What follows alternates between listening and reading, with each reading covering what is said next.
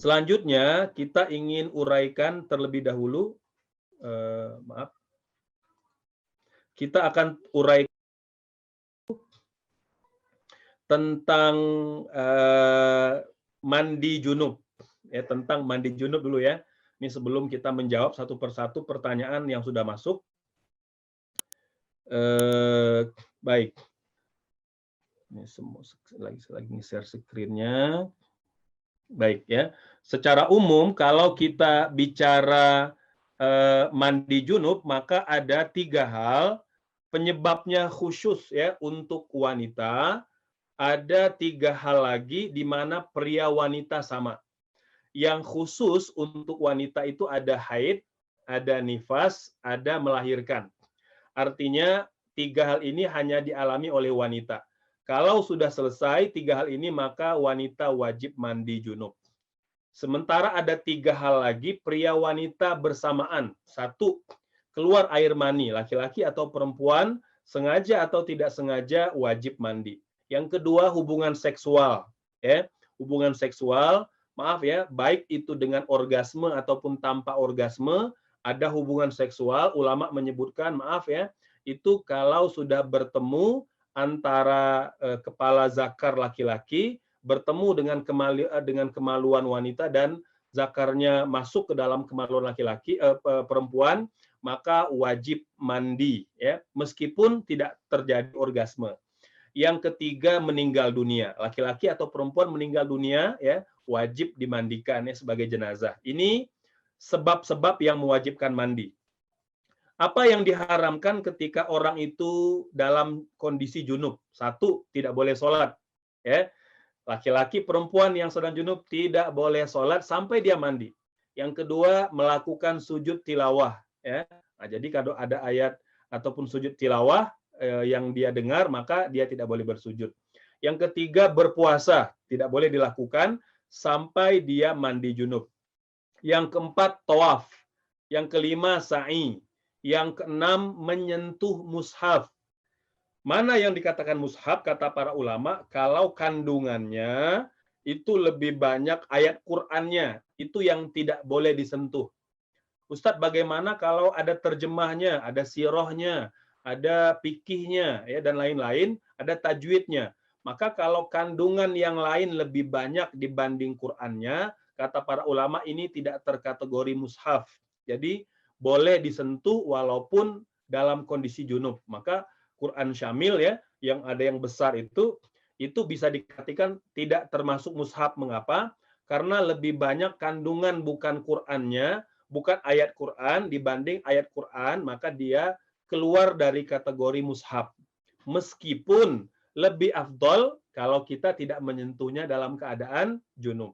Ya. Selanjutnya, melafazkan Al-Quran tidak boleh dilakukan, ya, kecuali pada 3 kondisi. Ya. Al-Imam An-Nawawi dalam kitab beliau At-Tibyan fi Adab Hamalatil Quran, secara umum orang yang junub tidak boleh melafalkan Quran, tidak boleh baca Quran kecuali 3 kondisi.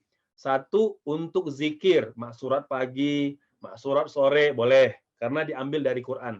Yang kedua, kalau dia sedang belajar atau sedang menghafal Quran. Yang ketiga, atau sedang mengajarkan Quran. Ini boleh melafalkan Quran, memberi contoh pada anak-anak, memberi contoh pada murid, cara baca Al-Fatihah, cara baca Al-Ikhlas, dan lain sebagainya. Ya. Termasuk masuk masjid dan i'tikaf. Ya. Baik, berikutnya. Rukun mandi junub itu cuma 2. 1, niat. Yang kedua, meratakan air ke seluruh tubuh. Ini kalau kita bicara rukun ya. Jadi punten, kalau orang sedang junub, sudah mau mandi, maka dia berniat nyemplung langsung ke kolam renang atau ke dalam bak mandi, maka secara fikih dia sudah bersih. Karena rukun mandi junub cuma 2. 1, niat sebelum mandi. Yang kedua, memastikan air itu rata ke seluruh tubuh. Gitu ya. Ini rukunnya. Yang lain itu adalah sunnah-sunnah. Ya. Baik, secara umum dalam hadis mandi junub ada 2 riwayat. 1 riwayat Ibunda Aisyah, yang kedua riwayat Ibunda Maimunah. Keduanya istri Rasul Shallallahu Alaihi Wasallam mengajarkan kepada kita mandi junub yang sempurna. Yang pertama ya, itu mencuci kedua tangan. Ya, mencuci kedua tangan, kemudian membasuh kemaluan dengan tangan kiri. Ya. Selanjutnya menghilangkan najis yang mungkin masih menempel pada tubuh ya atau pada kemaluan. Selanjutnya berwudu sebelum mandi junub. Berwudu terlebih dahulu. Sunnah hukumnya tidak wajib. Selanjutnya mendahulukan yang kanan ya. Biasanya Nabi satu akan mengambil air satu timba, kemudian menyiramkan ke kepala dulu ya. Kemudian sambil dipijit-pijit kepalanya ya. Kemudian mengambil lagi air satu timba, menyiram kepala lagi seluruhnya, barulah kemudian mengambil air menyiramkan ke seluruh tubuh ya, bisa kemudian anggota yang kanan terlebih dahulu baru yang kiri ya. Ini hal-hal sunnah yang dianjurkan dalam mandi junub. Membersihkan lipatan pada tubuh ya, mungkin di ketiak, di paha ya, itu di celah-celah tangan, celah-celah jari kaki ya. Jadi termasuk menyela-nyela kepala atau rambut. Akhwat atau muslimat yang ngepang rambut, yang ngikat rambut tidak wajib dibuka kalau misalnya ada pertimbangan-pertimbangan tertentu. Tapi kalau mau diurai mangga dipersilakan. Jadi tidak wajib. Mandi dengan sabun atau pewangi boleh, nggak ada masalah ya. Jadi ini diperbolehkan. Nah ini ya, jadi hal-hal makruh itu berlebihan menggunakan air terlalu sedikit ya, memukul wajah ya, ini misalnya sambil pukul-pukul menyakiti, itu nggak boleh. Berbicara ketika mandi junub ya, atau meminta tolong orang lain untuk memandikan kita, nggak boleh ya. Nah jadi hanya jenazah yang boleh meminta orang lain untuk memandikan dirinya, karena nggak mungkin dia mandi sendiri ya, itu bagi yang jenazah. Baik.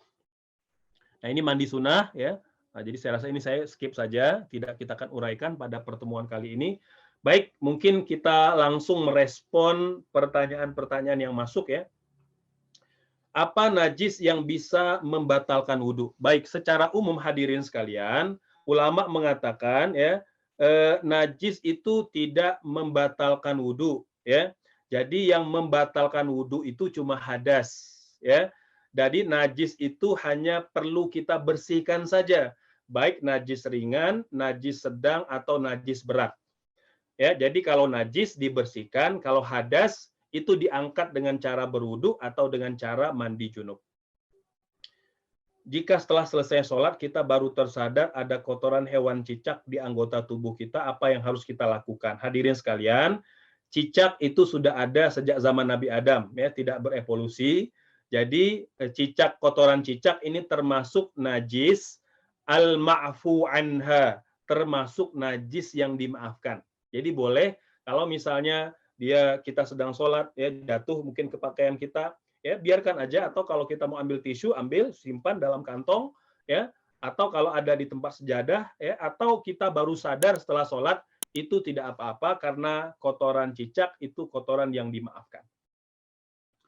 Muazzin anak-anak usia 10 sampai 12 tahun hukumnya bagaimana?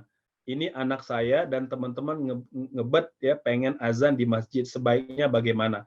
Boleh, tidak ada masalah ya. Azan itu meski yang utama adalah dia baligh dan berakal ya. Baligh artinya dia sudah mimpi basah ya. Kalau berakal artinya dia sudah bisa membedakan mana yang benar, mana yang tidak benar ya, mana yang baik, mana yang tidak baik. Nah, itu lebih afdol. Tapi kalau untuk latihan boleh, tidak ada masalah, untuk syiar ya, agar anak-anak terbiasa melakukan ibadah azan. Apakah boleh hanya mengusap bagian dalam hidung jika tidak bisa melakukan istinsyak atau istinsyar? Boleh, tidak ada masalah. Ya, jadi karena istinsyar sendiri, hadirin, para pejuang syamil yang dirahmati Allah, hukumnya sunnah. Jadi tidak apa-apa kalau hanya membersihkan saja. Terkait hal-hal yang membatalkan wudhu, bagaimana jika setelah makan makanan berbau, Ustaz?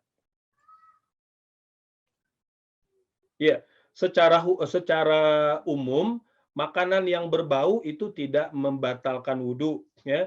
Ulama hanya berbeda pendapat terkait daging yang dipanggang oleh api ya. Karena ada beberapa hadis misalnya menyebutkan bahwa apa saja yang dipanggang oleh api maka dia membatalkan wudhu ya. Namun hadis ini cukup banyak didiskusikan di kalangan para ulama sehingga tidak sampai pada pendapat mayoritas ya. Ada sebagian mengatakan misalnya kalau makan daging sapi, maaf, daging kambing atau daging onta itu wajib berwudu. Namun pendapat mayoritas bahwa yang membatalkan wudu tadi pada hal-hal yang telah kita sebutkan di awal, seperti keluarnya najis dari kemaluan gitu ya, kemudian kita murtad ya, dan hal-hal yang membatalkan wudu lainnya. Kalau hanya makan makanan yang berbau tidak membatalkan wudu, namun makruh hukumnya makan makanan yang berbau belum dibersihkan kita sholat bersama yang lain ya. Kan kata Nabi, man akala basalan fala yakribanna musallana. Barang siapa yang makan bawang yang berbau, jangan dekat-dekat dengan musalla kami. Maka ulama mengkiaskan hadis ini pada sebuah jenis makanan yang berbau. Makan durian, makan jengkol, makan petai gitu ya. Ada banyak makanan yang berbau, maka upayakan kita tidak sholat bersama orang lain. Saya pernah baca, kalau tidak salah bahwa ada seseorang memakan daging onta, kemudian Rasulullah meminta, ya tadi kita udah bacakan ya, hadis itu memang didiskusikan di kalangan para ulama, jadi sebagian kecil mengatakan makan daging unta itu mewajibkan dia berwudu, gitu ya. Namun pendapat yang lebih kuat di kalangan jumhur mayoritas para ulama sunnah, jadi tidak membatalkan wudu gitu. Apakah itu berlaku ketika makan makanan berbau kayak jengkol tadi ya kita udah uraikan. Ustadz mau tanya, untuk yang membatalkan wudu ada bagian yang bila bersentuhan dengan lawan jenis otomatis wudunya batal. Nah, bagaimana jika dengan istri atau suami sendiri apakah batal juga? Soalnya sebagian ada ulama yang menyebutkan batal, ada juga tidak. Betul. Hadirin sekalian, ini khilaf di kalangan para ulama dan khilafnya khilaf yang mu'tabar. Apa itu khilaf yang mu'tabar? Khilaf yang ditolerir karena berdasarkan dalil. Ayatnya sama tapi pemahaman berbeda. Allah mengatakan aula mastumun nisa. Di antara sebab orang itu wajib berwudu kalau dia lamasa an-nisa ya, lamas ya, lamastumun nisa ya. Jadi lamas wanita. Nah, lamas ini kalau Imam Syafi'i memahaminya lamas itu menyentuh. Jadi siapapun wanita yang disentuh oleh laki-laki, ya wanita ajnabiyah, kan istri itu dianggap wanita ajnabiyah, bukan mahram. Ya, wanita bagi suaminya itu bukan mahram. Mengapa? Karena dia bukan mahram lah wanita itu dia bisa nikahi. Karena kalau mahram kan nggak boleh nikah. Maka kata Imam Syafi'i, menyentuh wanita pun istri sendiri itu membatalkan wudu karena kata beliau perintah Allah itu kalau menyentuh wanita ajnabiyah wajib berwudu. Pendapat yang kedua mengatakan bahwa kalau menyentuh istri itu kalau dengan syahwat baru batal wudunya. Jadi lamas pada ayat tadi itu kata Imam Malik kalau ada syahwatnya. Kemudian kata Imam Abu Hanifah ayatnya sama nih ya, kata Abu Hanifah, oh lamas itu bukan menyentuh. Lamas itu maksudnya hubungan badan ya. Jadi berjima baru membatalkan wudu. Kalau hanya menyentuh istri, menyentuh suami tidak membatalkan wudu. Ustadz, kalau begitu pendapat yang mana yang mau kita pegang? Hadirin sekalian, tiga pendapat ini pendapat para ulama, kita boleh amalkan pendapat manapun di antara tiga pendapat ini, ketiga-tiganya sahih berdasarkan dalil yang sahih. Ya, hanya saja di Indonesia kita kebanyakan mengamalkan pendapat Imam Syafi'i yang mengatakan menyentuh wanita ajnabiyah termasuk istri sendiri itu membatalkan wudu, gitu ya. Nah, namun kalau kita ingin pilih pendapat yang lain lebih mudah, tidak apa-apa, ya. Itu perbedaan di kalangan para ulama. Selanjutnya, sunnah membasuh anggota wudu 3 kali. Teknisnya apakah selang-seling atau kanan atau kiri? Selesaikan satu persatu anggota wudu, itu pendapat mayoritas para ulama. Basuh wajah 3 kali, yang kanan 3 kali, baru yang kiri 3 kali. Begitu ya mayoritas. Selanjutnya, perlukah istinsyak menghirup air ke hidung sampai terasa menyengat di kepala atau air terhirup? Ya, standar aja nominal. Yang terasa menyengat itu kalau pertama aja. Kalau sudah sering, ya seminggu 2 minggu itu sudah nggak terasa menyengat di hidung. Ya, yang pertama aja itu yang agak sakit. Selanjutnya, Ustadz mau tanya, Untuk membatalkan wudhu ada bagian, udah tadi ya. Kalau mandi sholat Jumat apakah wajib? Soalnya pernah mendengar kajian. Ya, mandi sholat Jumat termasuk mandi sunnah. Jadi mandi sholat Jumat, kemudian mandi sholat Id, ya, mandi setelah memandikan jenazah, ya, kemudian mandi mau haji atau umroh, ya, kemudian mandi ketika seorang membersamai pasangannya ingin mengulang kembali itu sunnah. Nah, jadi tidak diwajibkan.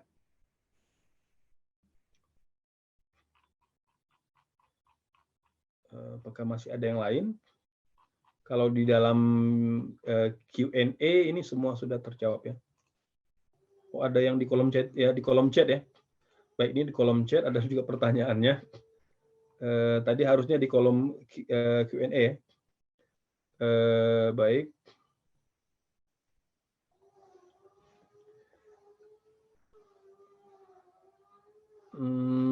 Tadi disebutkan najis tidak boleh diperjualbelikan. Bagaimana hukum jual beli kotoran ternak atau pupuk?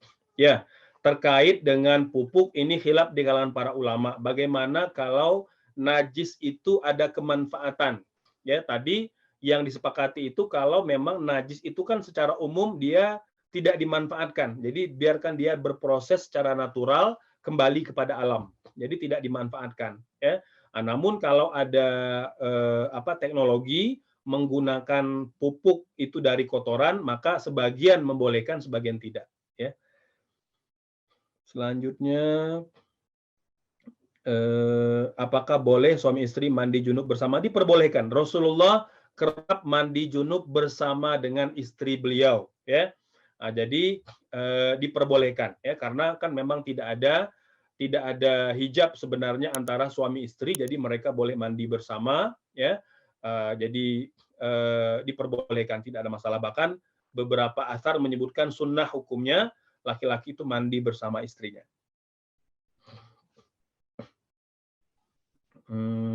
Afwan Ustaz, bagaimana jika berwudu di kamar mandi yang bersetempat dengan WC? Boleh. Berwudu boleh di kamar mandi atau boleh di WC, tetapi tidak boleh melafalkan niat, tidak boleh melafalkan perkataan-perkataan yang mulia, dalam hati aja. Ya, dalam hati aja diperbolehkan. Memang yang lebih utama berwudu itu di luar WC gitu ya. Tapi jika memang hanya di tempat itu ada air yang mencukupi, maka boleh. Jadi niat atau lafal basmalah dalam hati aja, tidak dilafalkan. Selanjutnya, bagaimana istinja kencing laki-laki sambil berdiri, apakah dengan disiram saja sudah cukup? Apakah sambil diusap? Bagaimana cipratan air bekas basuhan yang mengenai kaki lantai jamban? Ya, jadi kalau misalnya duduk itu lebih baik, tapi kalau berdiri ya tinggal dibersihkan saja. Pastikan tidak lagi ada kotoran yang menyisa pada kemaluan atau pada pakaian yang memercik gitu ya. Jadi upayakan tidak terpercik secara sengaja. Tapi kalau secara tidak sengaja terpercik pada pakaian dan itu sulit kita deteksi, maka cukup siram secara umum saja, tidak perlu dibasuh. Kalau yang ke lantai jamban tinggal disiram secara umum. Ya, jadi disiram sampai kemudian kita yakini cairan najis kencing itu sudah mengalir ke dalam saluran air gitu, ya. Biasanya sekali scan, udah ya. Baik. Ya, sementara sudah terjawab semua yang di kolom chat. Yang di kolom Q&A apakah masih ada?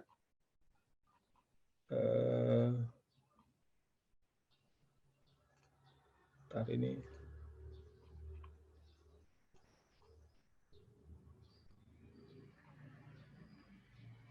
Ya, sepertinya sudah terjawab semua ya. Jadi terakhir ya, kalau mungkin belum ada pertanyaan, udah ada yang masuk ini. Oke, sudah berwudu terus membersihkan najis, apakah batal wudunya? Baik, kalau kita sudah berwudu terkena najis yang bukan berasal dari diri kita, misalnya kita sudah berwudu nih, jalan ke masjid atau tiba-tiba kita kakinya terkena kotoran kotoran bebek, kan itu najis ya, najis sedang, maka tidak perlu berwudu lagi, cukup kita bersihkan najisnya, yang ada pada kaki kita bersihkan sampai hilang bau dan warnanya gitu ya, sampai hilang, maka kita langsung sholat, tidak perlu berwudu kembali. Jadi kalau terkena najis tidak membatalkan wudu kita, gitu ya. Baik, di Q&A sudah terjawab. Baik, kalau tidak ada, ini sempat nggak ya membahas tentang tayamum? Baik, secara umum ya, mungkin saya sampaikanlah terakhir ya, karena yang pekan depan kita akan bahas tentang sholat. Nanti detail-detailnya mungkin nanti katanya akan disampaikan dalam daurah insya Allah ya. Jadi saya ingin uraikan sedikit berkaitan dengan tayamum. Tayamum ya, baik sebentar, ini semoga waktunya cukup ya, sekitar 3 menit lagi, kita percepat saja. Nah, semoga sudah terlihat ya. Jadi kalau kita mau tayamum, ya, tayamum itu tidak semata-mata karena tidak punya air ya, tapi ada sebab lain. Satu, air tidak ada, kita boleh tayamum. Yang kedua, air ada tapi tidak terjangkau, jauh misalnya. Yang ketiga, air ada, terjangkau tapi nggak cukup, cukup untuk makan minum aja, maka kita boleh tayamum. Atau sakit, tidak bisa pakai air, boleh kita bertayamum. Atau cuaca dingin, boleh kita bertayamum. Atau sudah hampir habis waktu sholat, diperkirakan kalau kita berwudu makan waktu, maka kita boleh langsung bertayamum dan sholat. Gitu ya.